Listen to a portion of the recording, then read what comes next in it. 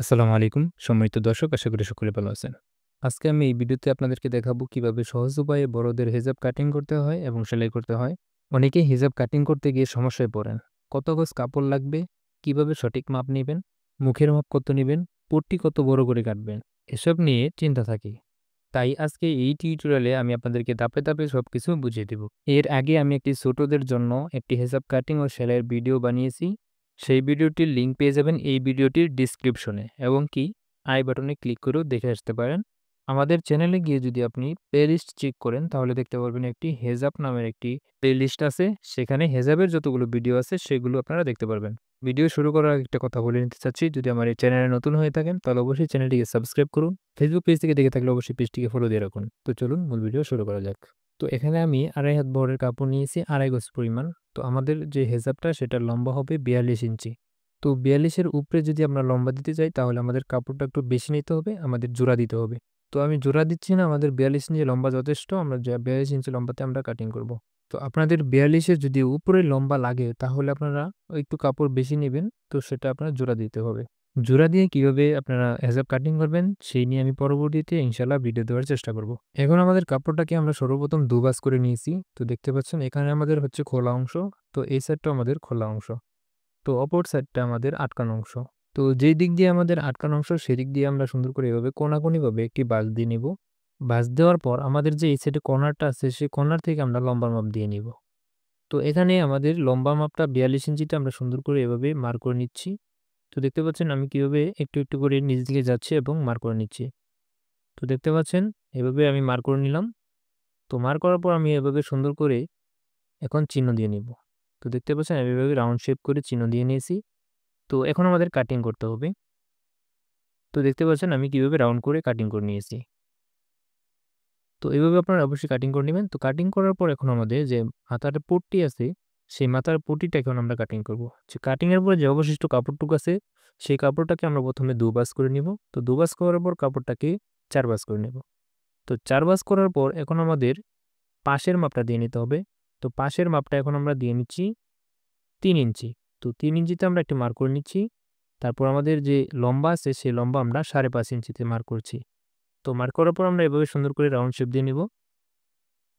তো round shape দেওয়ার পর আমরা কাটিং করে নিব। তো আমাদের যে পট্টি কাটিং সেটা হয়ে গেছে। তো এখন জাস্ট আমরা মেশিনে চলে যাব। তো বন্ধুরা দেখতে পাচ্ছেন আমি মেশিনে চলে এসেছি। তো এখন আমাদের সর্বপ্রথম যেটা করতে হবে, আমাদের পট্টিটাকে জয়েন দিতে হবে। তো জয়েন করার জন্য আমাদের যে আমরা যেভাবে কাটিং করেছিলাম সেই বরাবর আমরা মিডল যে পয়েন্টটা আছে সেই মিডল পয়েন্টে একটি চিহ্ন করে নিব। তো চিহ্ন করার পর এখন আমাদের এই পট্টিটার যে মিডল পয়েন্ট আছে সেই মিডল পয়েন্ট এবং এই যে হেজাবের যে মিডল পয়েন্ট আছে সেটার সাথে আমরা সুন্দর করে এভাবে জয়েন দিয়ে নেব। তো এখানে আপনারা যদি খেয়াল করে দেখেন তাহলে দেখতে পারবেন যে পানার যে সাইডটা আছে সেই সাইড দিয়ে আপনাদের যে কাপড়ের নাম সেই নামটা লেখা আছে। তো নামের জন্য আমি তার জন্য এই পট্টিটা একটু ডাবিয়ে মানে একটু ভিতর দিয়ে সেলাই দিতেছি। তো যার জন্য আমাদের লেখাটা দেখা যাবে না। তো অনেক সময় দেখা যায় যে লেখার জন্য আমাদের যে হিসাবটা সেটা দেখতে ভালো দেখায় না। তো তারপর দেখতে পাচ্ছেন আমি এক সাইডটাকে জয়েন দিয়ে নিয়েছি। তো মিডল পয়েন্ট থেকে আমরা অপর সাইডটাকে এভাবে সুন্দর করে জয়েন দিয়ে নিব। তো দেখতে পাচ্ছেন আমাদের জয়েন দেওয়া শেষ। এখন জাস্ট আমাদেরকে যেটা করতে হবে, আমাদেরকে হিসাবটাকে উল্টে নিতে হবে। উল্টে নেওয়ার পর এখান থেকে তো আমি যেখান থেকে পট্টিটা জয়েন দিয়েছি, তো জয়েনের যে কর্নার আছে সেখান থেকে আমরা ৯ থেকে ১০ ইঞ্চিতে আমরা একটি চাপ সেলাই দিয়ে নিব। তো দেখতে পাচ্ছেন আমি উল্টো করে চাপ সেলাই দিয়ে নিচ্ছি। তো এভাবে আমরা পুরোটাই চাপ সেলাই দিয়ে নিব। তো দেখতে পাচ্ছেন এখানে যে আমার যে পট্টিটা আসছে সেই পট্টিটার উপর দিয়ে আমরা কিন্তু চাপ সেলাই দিতেছি উল্টো করে।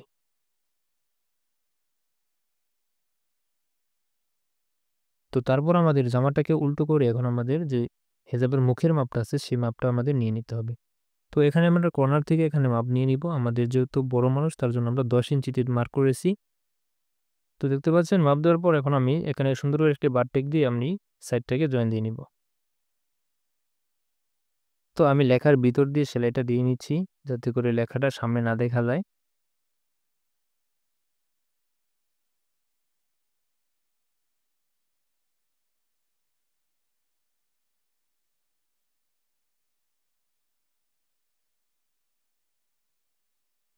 তো দেখতে পাচ্ছেন আমাদের সেলাই দেওয়া শেষ। সেলাই দেওয়ার পর আমি নখ দিয়ে সুন্দর করে সেলাইয়ের উপর দিয়ে ভাঁজ দিয়ে নিচ্ছি।